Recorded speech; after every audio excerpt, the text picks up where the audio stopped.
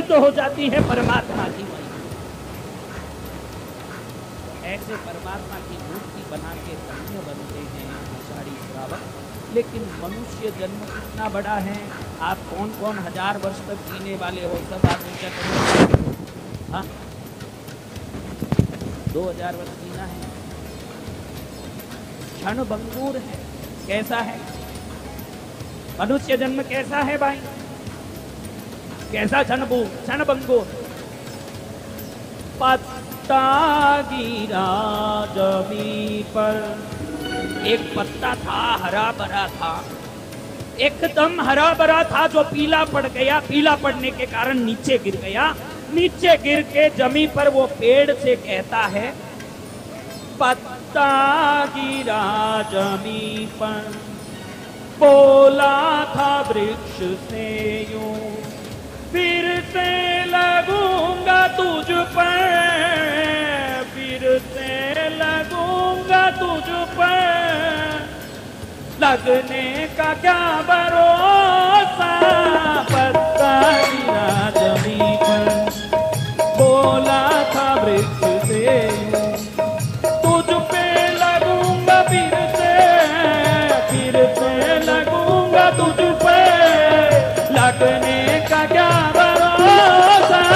इतराना जिंदगी पर, इतराना जिंदगी पर, इसका क्या है भरोसा। पानी का बुलबुला है, क्या है, क्या है, पानी का बुलबुला है, कब टूटे क्या भरोसा। कब टूटे, कब फूटे ये बुलबुला। कल तक तो मानक चंद जी अच्छे ही रहते थे, बैठे थे, अचानक सुबह चाय मंगाया पत्नी से, गरम गरम कृष्णगिरी में एक पवन जी रहते थे। अचानक मन में लगा कि आज घर जाना है, घर जाके पत्नी को, अचानक दुकान बंद कर लिए, खुद सच्ची घटना है। घर जाके अपनी पत्नी को कहते हैं कि चाय बना, चाय पीने का मन है, बाहर घूमने जाएंगे आज, चाय लेके आओ। तो पेपर पढ़ते पढ़ते लुढ़क गए 36 वर्ष के पवन जी। आषाढ़ी भी वृद्ध हुए, अब बूढ़े हुए तो एक दिन शरीर छोड़ना। मनुष्य जिन आषाढ़ी ने प्रतिमा बना के जिस भक्ति को की, उस भक्ति के प्रभाव से आषाढ़ी श्रावक देवलोक का देव बना। क्या बना? अब ये देव बनने के बाद अपने अवधि ज्ञान से देखते हैं कि मेरे जो कर्म देव योग मिला, देव योनि मिली, इसका कारण है मात्र प्रभु की भक्ति। जिन पार्श्वनाथ की प्रतिमा मैंने बनाई थी, उनकी भक्ति से देव बना हूं, तो मैं ये प्रतिमा को देव लोग लेके जाऊंगा। उस प्रतिमा को आषाढ़ी श्रावक कहाँ लेके आते हैं? जो देव बन गए हैं आषाढ़ी श्रावक, वो देव लोक लेकर के आते हैं। वहां लाखों वर्षों तक पूजा करते हैं, लेकिन कहते हैं देव आयु भी एक दिन समाप्त होता है कि रहता है? देव आयु समाप्त हुई, वो जीवित होके दूसरी जगह पहुंच गए। ये प्रतिमा देवलोक में रह गई। क्या देवलोक में रह गई? इनकी प्रतिमा, इनकी प्रतिमा, प्रभु की प्रतिमा। अब प्रभु की प्रतिमा देवलोक में है, तो पाताल लोक में जो पिछले धर्मेंद्र पद्मावती थे, वो देखते हैं कि आगे इन्हीं परमात्मा के नौकार मंत्र सुनाने से भविष्य में होने वाले धर्मेंद्र पद्मावती पाताल लोक के इंद्र इंद्राणी बनेंगे। तो वो जो प्रभु ऊपर देवलोक में बैठे हैं, इनको पाताल लोक में लाके पूजा करनी चाहिए। अभी जो धर्मेंद्र पद्मावती हैं, इसके पिछले धर्मेंद्र पद्मावती देखते हैं कि आगे जो धर्मेंद्र पद्मावती बनेंगे, इसी प्रभु की कृपा से बनेंगे। तो उस धर्मेंद्र पद्मावती परिपूजित होने वाले प्रभु को देवलोक से पाताल लोक में लेके आते हैं। ये प्रतिमा पहले मनुष्य लोक में आषाढ़ी द्वारा पूजित, फिर देवलोक में देव द्वारा पूजित, अब कहां पहुंच गई? कहां पहुंच गई? पाताल में पहुंच गई। तीनों लोकों में पूजित ये प्रतिमा नागराज देव श्री धर्मेंद्र के श्री भक्ति से प्रफुल्लित हो रही है। ऐसे युग बीतते गए, आरे बीतते गए, तीर्थंकरों की अगली 24वीं शुरू हुई। हुए ऋषभ देव मरुमात का जाया, जिसने छोड़ी माया, बड़ी कठिन तपस्या करके उसने बस में कर ली काया, बस में कर ली काया। वो त्यागी वैरागी ने पिलाया सबको अमृत धारा। ये जिन शासन है हमारा, ये जिन शासन है हमारा, ये जिन शासन है हमारा, ये जिन शासन है हमारा। वंदे वीरम वंदे वीरम वंदे वीरम वंदे वीरम वंदे वीरम। ऐसे 24वीं में ऋषभ देव का समय आया। ऋषभ देव के बाद अजितनाथ भगवान, संभवनाथ, अभिनंदन, सुमति, पद्म प्रभु, सुपार्श्व, चंद्र प्रभु, सुविधि, श्रीतल, श्रेयांश, वासुपूज्य, विमल, अनंत, धर्म, शांति, कुंतु, अरमल्ली, मुनीश्वरत, नमीनाथ तक का युग बीता। नेमिनाथ का समय आया। इनका समय आया। हुए नेमनाथ जो राजुलू के संग ब्याह रचाने निकले, उसने देखी पशुओं की हत्या, मोह मार्ग से फिसले, वो मोह मार्ग से फिसले। वो लौट गया और डाला उसने गिरनारा पर डेरा। ये जिन शासन है हमारा, ये जिन शासन है हमारा, ये जिन शासन है हमारा, ये जिन शासन है हमारा। वंदे वीरम वंदे वीरम वंदे वीरम वंदे वीरम वंदे वीरम वंदे वीरम वंदे वीरम वंदे वीरम। नेमिनाथ प्रभु के समय में इनके चचेरे जेठे भाई षटखंड के अधिपति वसुदेव कृष्ण हुए। लीलाएं घटी जो जैन महाभारत में सुंदर रूप से वर्णित है। उसी समय में श्री कृष्ण जरासंध नाम के असुर के साथ युद्ध करने जाते हैं। आप लोग जब अष्ट प्रकारी पूजा करते हो तो कौन कौन अष्ट प्रकारी पूजा करते हैं? आप कहते हो जन्म जरा मृत्यु निवारणाय, कहते हो कि नहीं? तो कभी ये सोचा नहीं कि क्या है जन्म जरा? जन्म यानी जन्म, जरा यानी बुढ़ापा, मृत्यु यानी मौत। जब आप पूजा करते हो तो ये कहते हो कि प्रभु आपके चरण में आने वाले को न तो वापस जन्म लेना पड़ता है, न बुढ़ापे में बीमारी भोगनी पड़ती है, न मृत्यु रूपी काल के वश में कभी जाना नहीं पड़ता। आपके चरण में आने वाले के जन्म मरण के चक्कर समाप्त हो जाते हैं और वो मोक्षगामी बन जाता है, इसलिए आपकी पूजा की जाती है। कोई देवता शक्ति दे रहे हैं, कोई देवता सिद्धि दे रहे हैं, आप तो हमारे जन्म मरण के चक्र को समाप्त कर रहे हैं प्रभु, आपको हमारा नमस्कार। किसको कहते हैं? ऐसे जरासंध के पास एक जरा विद्या थी। जरा यानी क्या? अभी मैंने बताया बहनों, जरा यानी क्या बोलो? बुढ़ापा। तो जरा विद्या यानी क्या? वो असुर जरासंध नाम का राक्षस जब भी अपने पास मंत्र विद्या थी उसको फूंके तो सामने जितने सेना के वीर हैं सभी निर्बल हो जाएं, बूढ़ों की तरह शक्तिहीन हो जाएं, ढीले पड़ जाएं और नीचे गिर जाएं। अभी कोई सेना सामने आती हो, उसके सामने ये मंत्र बोल दिया जाए, वो सब अशक्त हो जाएं, निशक्त हो जाएं, बलहीन हो जाएं, तो क्या वो जीत पाएंगे?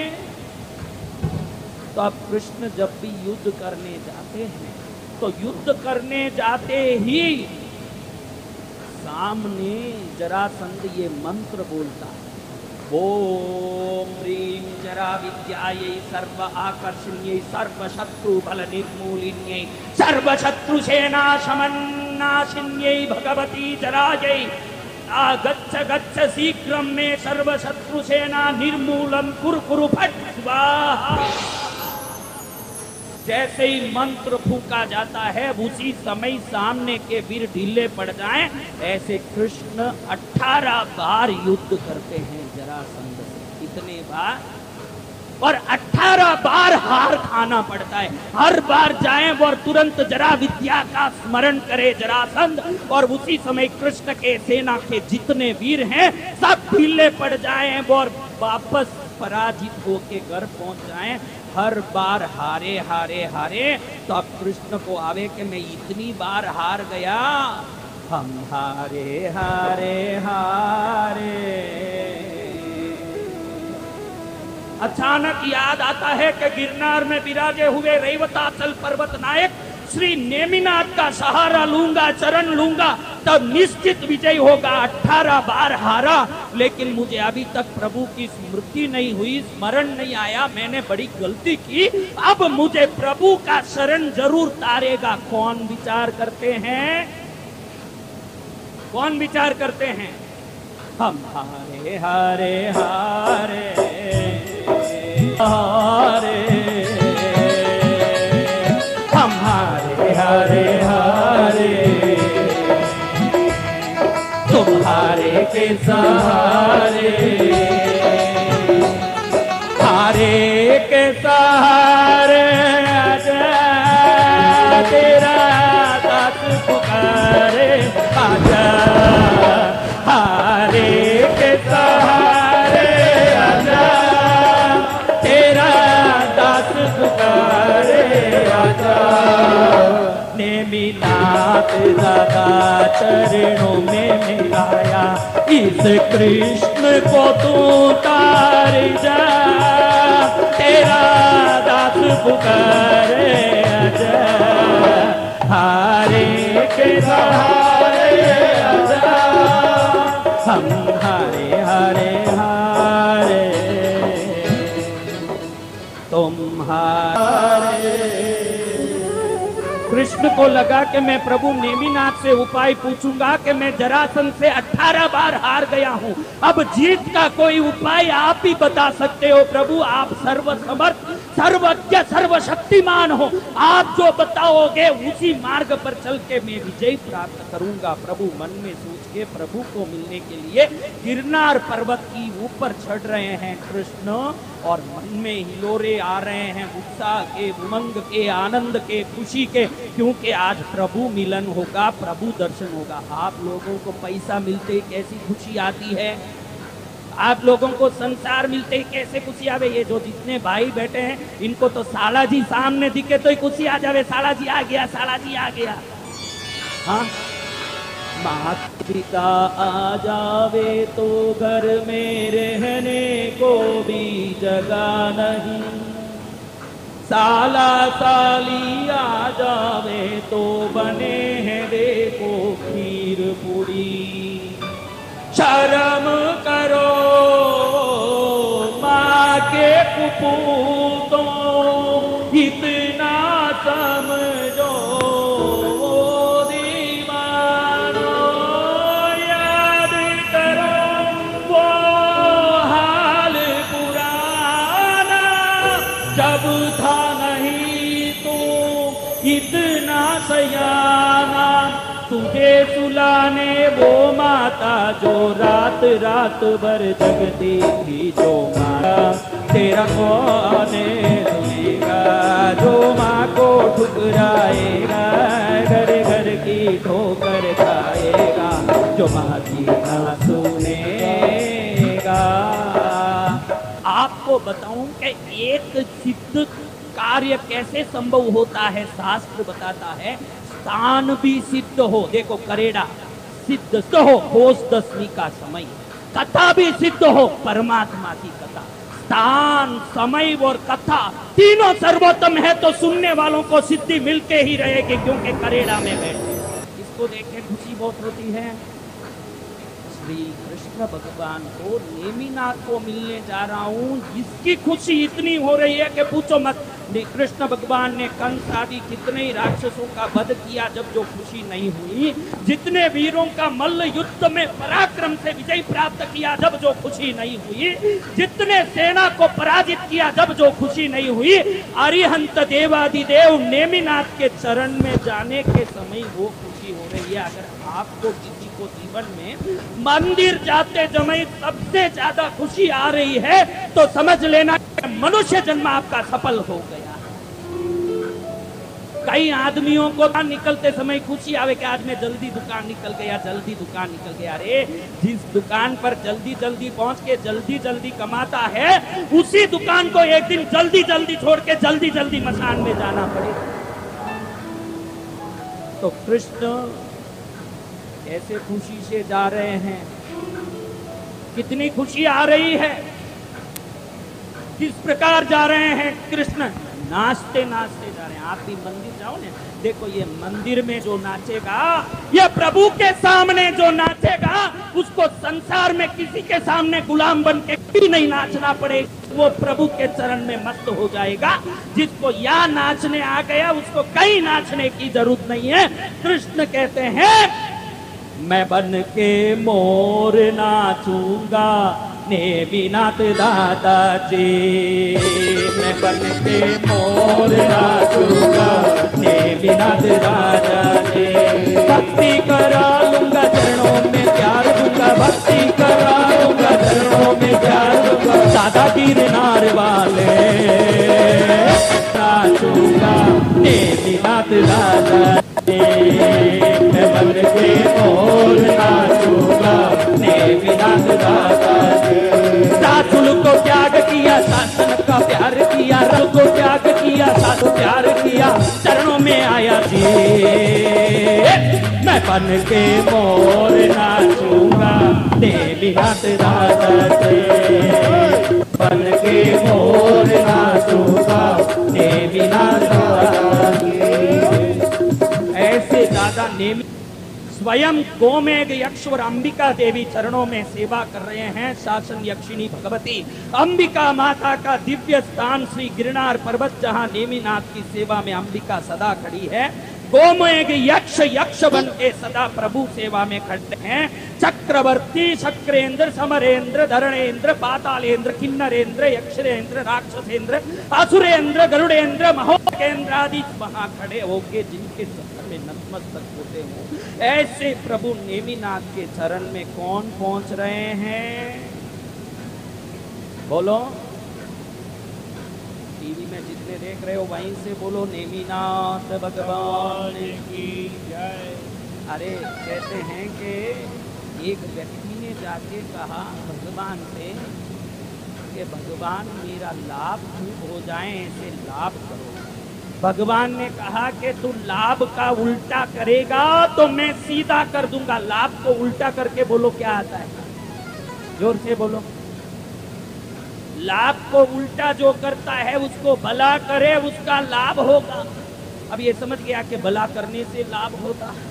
अब ये जाके कहता है कि प्रभु हरदम मैं आपको याद करता रहूं, ऐसा आशीर्वाद दो। प्रभु कहते हैं याद का उल्टा करेगा तो हरदम याद बना रहेगा। याद का उल्टा करो, भला का उल्टा करो।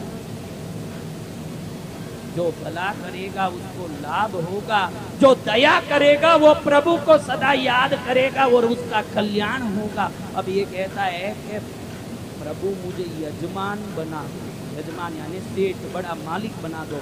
अब प्रभु कहते हैं कि यज का उल्टा करके हरदम मेरे सामने बोलता रहेगा तो तू यजमान बनी जाएगा। यज को उल्टा करो तो इसीलिए कहते हैं कि जो जय बोलता है वो यजमान बन ही जाता है, मालिक बन ही जाता है। बोलो नेमिनाथ भगवान की, देवादिदेव की जय।